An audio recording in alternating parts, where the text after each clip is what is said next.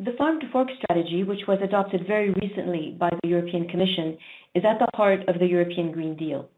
With the aim to create a fair, healthy, and environmentally friendly food system, the strategy will contribute to the Green Deal's ambition to make Europe the first climate-neutral continent by 2050. The Farm to Fork strategy is at the heart, one of the core elements of the Green Deal. Sustainability indeed is a growth strategy. This is what our citizens increasingly demand: nutritious food which is healthy and is produced in a way which is respectful towards our planet. The strategy addresses comprehensively the challenges which our food systems face today, and defines a way forward for establishing a sustainable food system, recognizing the very close links that exist between healthy people, healthy societies, and a healthy planet. The strategy is also central to the Commission's agenda to achieve the 2030 Sustainable Development Agenda. The Farm to Fork strategy equally is needed in this context of the COVID-19 pandemic to pave the way for a green recovery from this unprecedented crisis and ensure food security and long-term resilience of our food systems. And finally, it should be stressed that the Farm to Fork strategy is the beginning of a process with ample room for consultation and discussion with stakeholders, and hence the value of this meeting that we are having here today. Sustainable food systems for sustainable societies. Well, what are they? The overarching goal of the strategy is to establish such a system. And here you have a diagram adapted from the Food and Agriculture Organization schema for sustainable food systems, and also taken from the Scientific Advisory Mechanism, their recent opinion on sustainable food systems. It's important to have in mind that sustainability does not only mean environmental sustainability, which is often what people have in mind, but also social and economic. And you have here the three dimensions. The economic dimension, including aspects such as jobs, incomes, a fair share of added value, in particular for primary producers. The social dimension, including healthier diets, vital rural and coastal areas, and better animal welfare. And importantly, ensuring a just transition for those most affected by the shift towards sustainable food systems. And the environmental dimension, implying a food system which is in harmony with the environment, meaning lower greenhouse gas emissions, aiming to achieve zero pollution, enhancing biodiversity. And today, it's fair to say that our food systems in the EU and worldwide are not sustainable. We need to redesign our food systems, which today account for globally nearly 1/3 of greenhouse gas emissions, consume large amounts of natural resources, result in biodiversity loss and negative health impacts, be that under or overnutrition, generate food losses and waste, and do not allow fair economic returns and livelihoods for all actors, in particular for primary producers. As we were preparing the Farm to Fork strategy, the world was confronted with the COVID-19 pandemic, and unfortunately still is. This crisis highlights the need for a food system that is resilient, healthy, and sustainable across all dimensions. It has reminded us of the importance of a robust and resilient food system, which provides sufficient supply of affordable food for citizens. It has made us even more aware of the close relations between our health, ecosystems, supply chains, consumption patterns, planetary boundaries, show the importance of ensuring sustainable livelihoods for all those involved in the food value chain, including also those working closely with that chain, with producers, be they food processors, retailers, other industries involved in logistics and transport of food are all of vital importance. And the pandemic has highlighted their role as well, and the need to have good working and housing conditions. Food systems cannot be resilient to crises such as these if they're not sustainable, and the transition to sustainable food systems is a necessary foundation for a green recovery from the current crisis. What are the overall goals of this strategy? To reduce the environmental and climate footprint of the EU food system, strengthen its resilience, ensure food security, and lead a global transition to a competitive sustainability from farm to fork and tapping into new opportunities.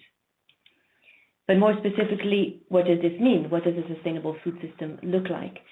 Well, it's one that has a neutral or should have a neutral or positive environmental impact that should ensure food security and public health, and importantly, that preserves the affordability of food while generating fairer economic returns in the supply chain, ultimately making the most sustainable food also the most affordable.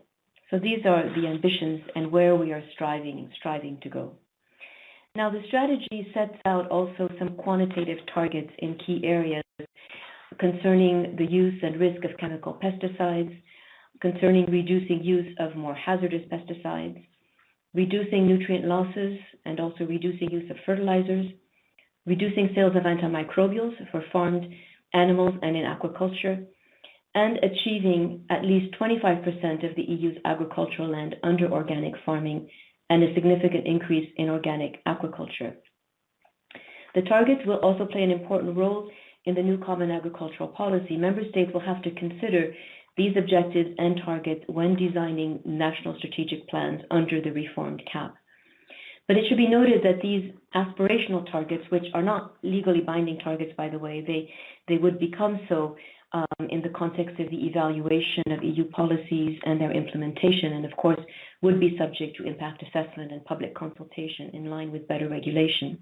But beyond these targets, quantitative targets which are identified here, the strategy also sets out equally important objectives in other areas, even though quantitative targets have not yet necessarily been set.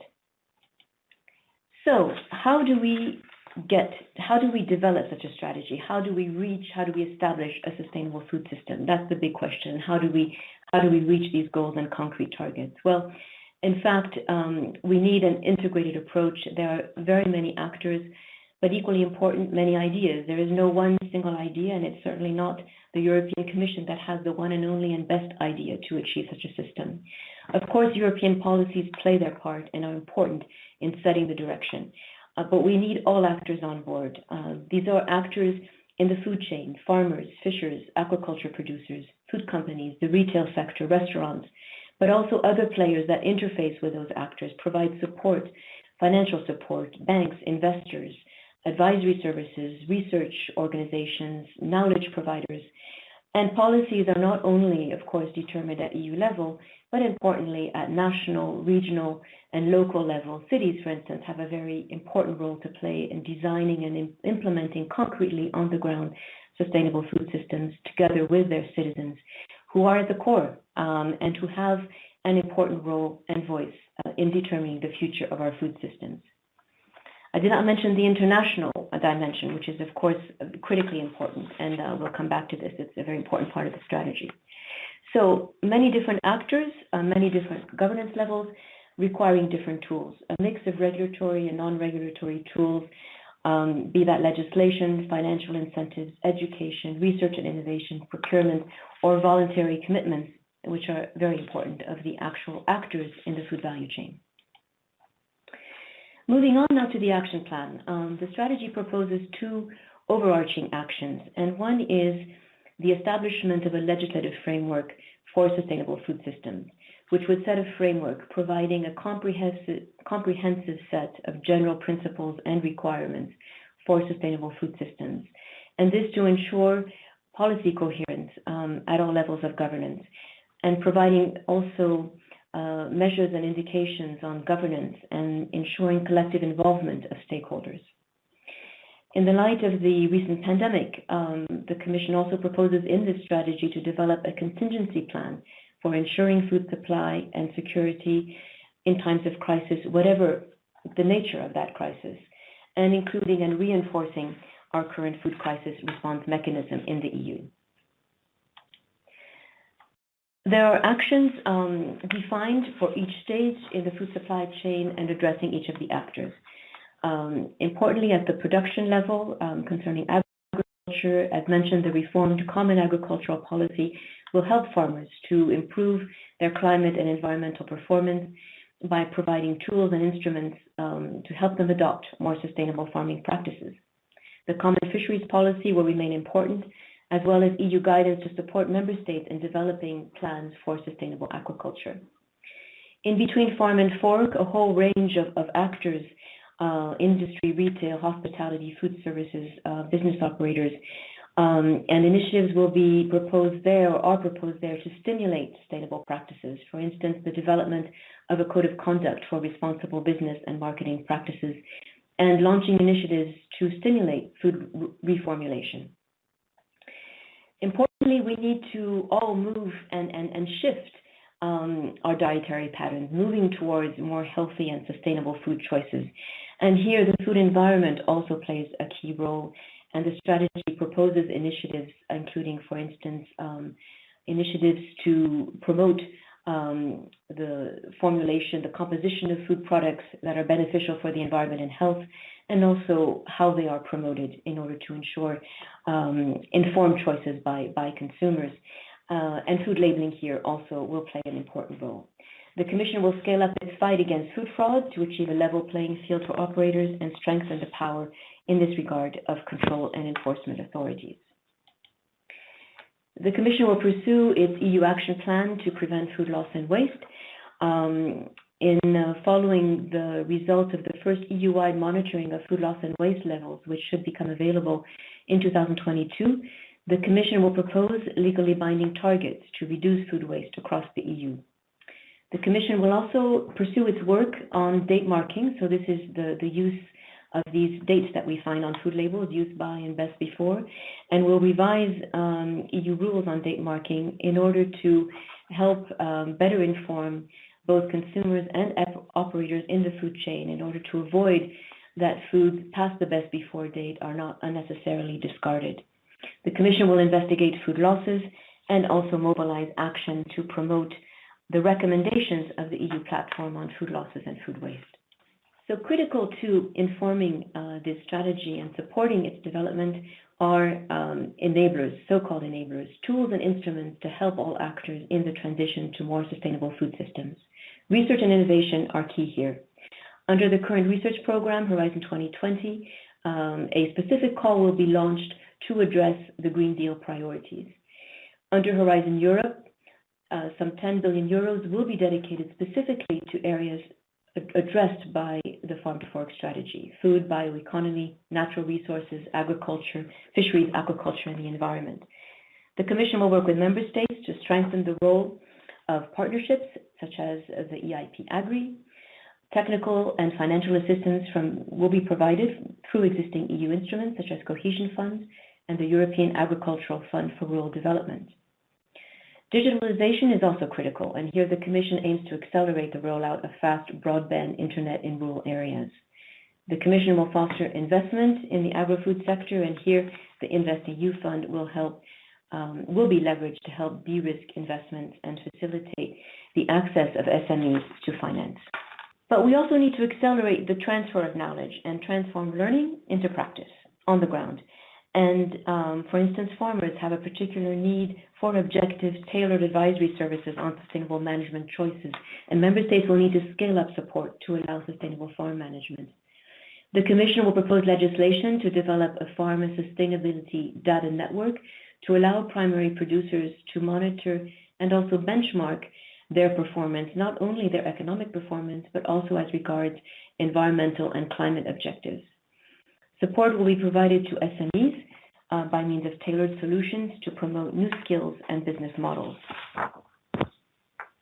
I mentioned earlier the importance of the international dimension. The EU acting alone certainly cannot achieve the transition to sustainable food systems. And the Farm to Fork strategy proposes to promote a global transition through a partnership approach in line with the objectives of the Sustainable Development Goals. The Commission will develop green alliances on sustainable food systems to respond to distinct challenges in different parts of the world. Through trade and international cooperation, bilaterally and multilaterally, the EU will promote more sustainable farming practices, reduce deforestation, enhance biodiversity, combat illegal, unreported, unregulated fishing, and over time seek to gradually raise food sustainability standards worldwide. The transition to sustainable food systems provide benefits and opportunities for all actors, but food security and food safety will remain its cornerstone and will never be compromised.